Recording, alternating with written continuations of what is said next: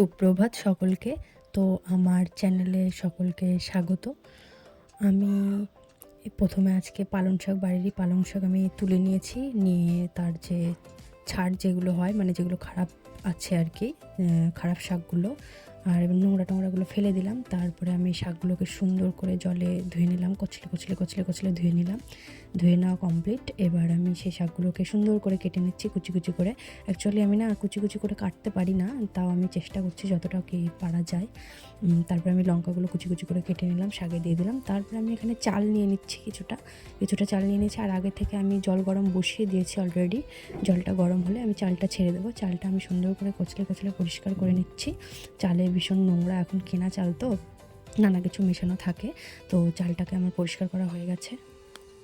তারপর আমি এদিকে সিমগুলোকে কেটে নিচ্ছি, কারণ সিমগুলো নষ্ট হয়ে যাচ্ছিলো, সেগুলোকে আমি ডালের মধ্যে দিয়ে দেবো।